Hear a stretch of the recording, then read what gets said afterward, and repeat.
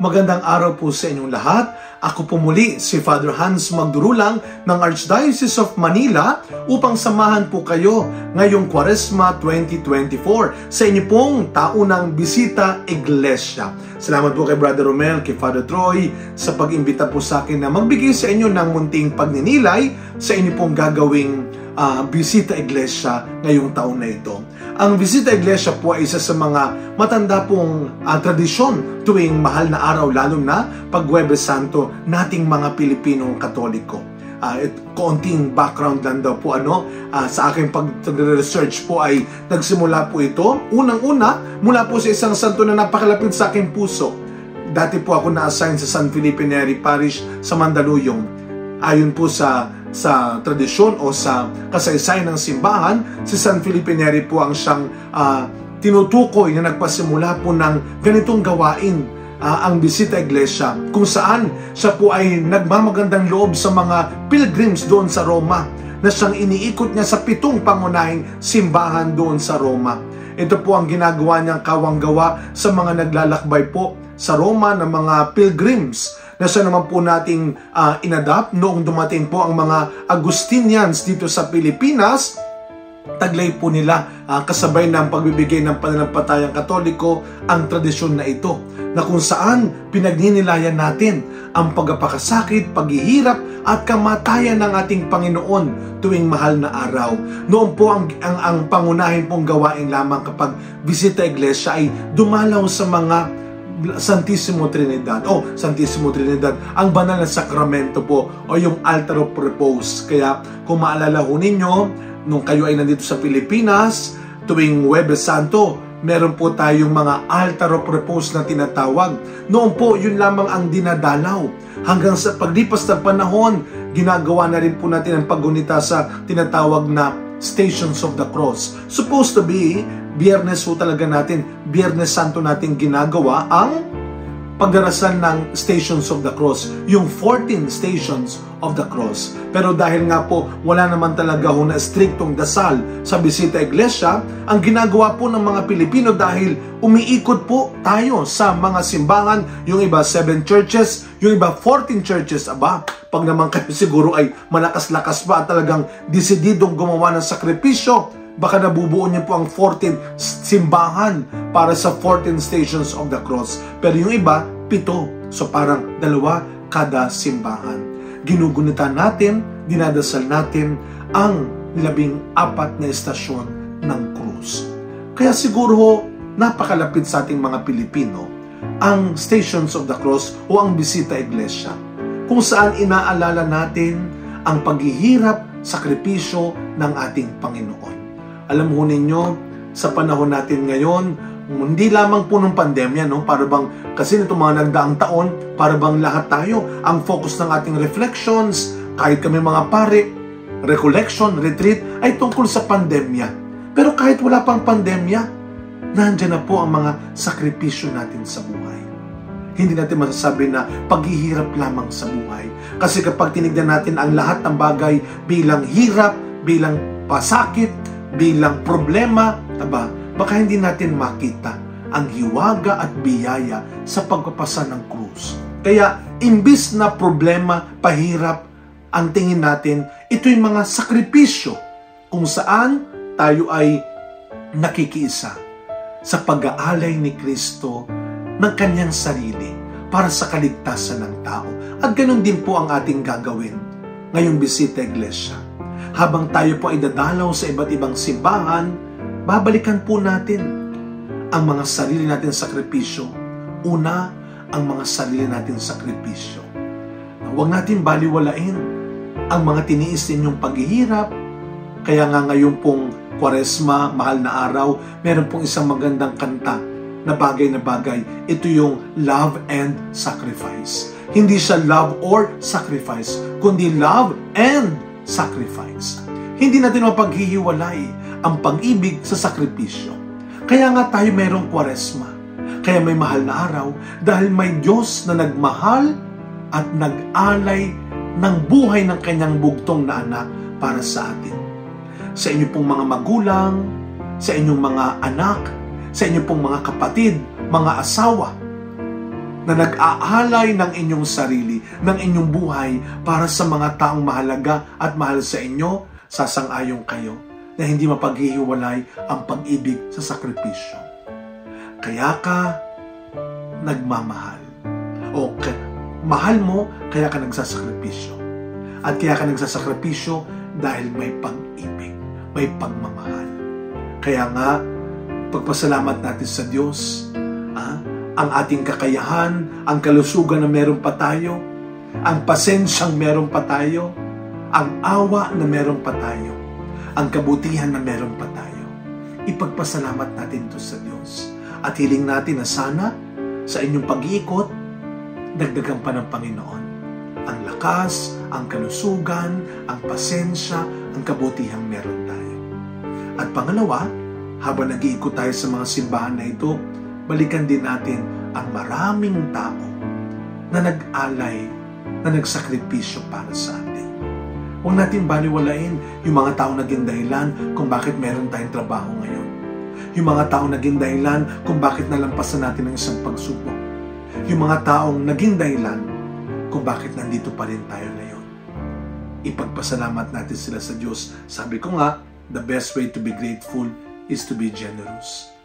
Sana, habang tayo ay nag-ikot sa mga simbahan, maalala natin na ipagdasal, hindi lamang yung mga taong tumulong at nagmagandang loob sa atin, yung mga taong naging dahilan ng tagumpay at kaginawaan natin. This time, ipagdasal din natin ang mga taong minsang naging kagaya rin natin. Nawala ng trabaho, nawala ng mahal sa buhay, natakot, nawala ng pag-asa, pinanghinaan ng loob, nagkamali, natalo, nadapa. Ipagdasal din natin sila na sana kung paano tayo ibinangon ng Diyos sa tulong ng mga taong ito, matutuhan din natin bigyan sila ng pag-asa na makabangon kagaya rin natin. At panghuli, hindi lang natin aalalahanin ang sakripisyong ginawa mo, ginawa ng ibang tao sa iyo.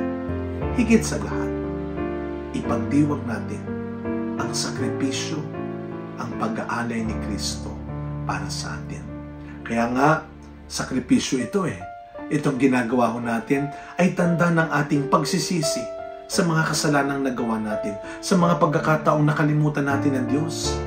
Dati-dati nga lumuluhod ka pa o naglalakad ka ng panuhod, may paiyak-iyak pa tayo kung minsan. Ibigay lang ng Panginoon.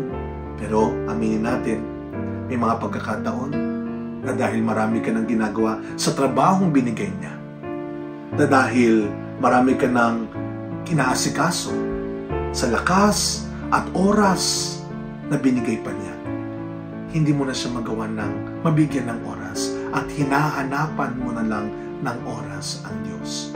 As I always say, do not find time for God, give time for God.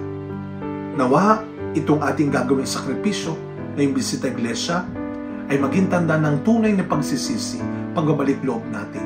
Pero huwag kalilimutan, walang pagbabalik loob, walang pagbabagong loob, kung walang kababaang loob. Learn to be humble. Be sorry for your sins. Go to confession. Mag-umpisal ulit tayo. Magsisi tayo. Pero, ang ganda na aking nabasa. Sabi ng aking nabasa, repentance is not when you cry. It is when you change. Huwag mong daanin sa pag-iyak. Magbago ka. Wala sa pag-iyak-iyak mo. Nasa pagbabago mo ang tunay na pagsisisi. Mga kapatid, ngayon pong gagawin ninyo ang bisita iglesia. Tandaan natin, ang ending, kung dadasalin ninyo ang Stations of the Cross, ang ending ng kwento ng buhay ni Kristo ay hindi ang kanyang kamatayan sa krus, kundi ang paggulong ng bato ng libingan at kanyang muling pagkabuhay. Your suffering will always be your greatest offering to God.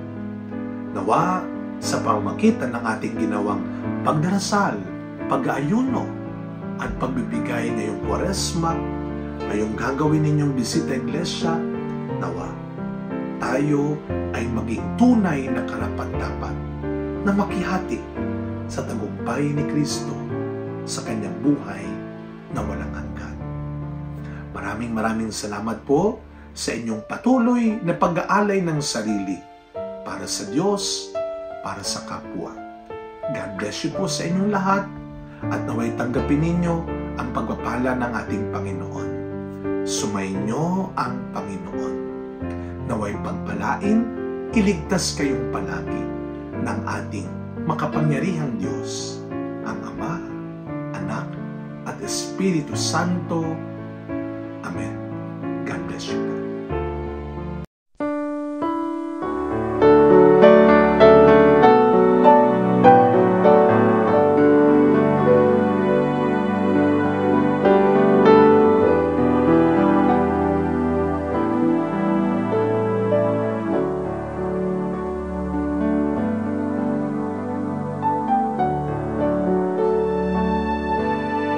Sa Diyos lamang mapapanata ang aking kaluluwa. Sa Kanya nagmumula ang aking pag-asa at kaligtasan. Sa Diyos lamang mapapanata ang aking kaluluwa. Sa Kanya nagmumula ang aking pag-asa at kaligtasan.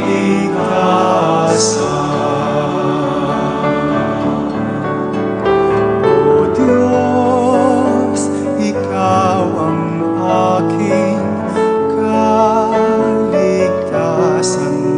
Sa'yo aking kalwalhatian. Ikaw lamang aking inaasahan. Ang aking muog at tanggulan. Sa Diyos lamang mapapanata ang aking kaluluwa. Sa Kanya nagmumula ang aking pag-asa at kaligtasan.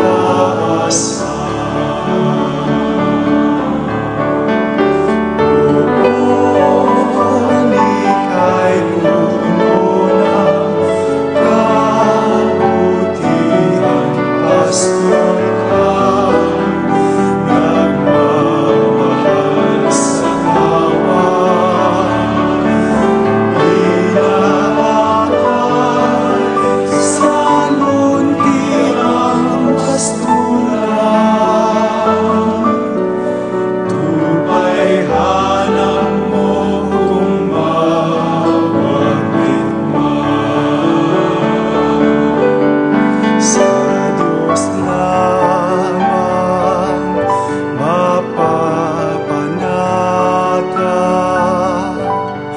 ang aking kaluluwa. Sa Kanya nagmumula ang aking pag-asa